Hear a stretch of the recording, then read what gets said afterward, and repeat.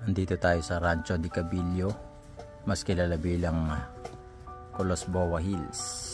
15 pesos yung entrance, 75 pesos sa overnight camping, 220 yung tent pitching, at 380 naman yung car camping. Pwede na rin magpaluto dito. Nag-accept sila ng made to order foods.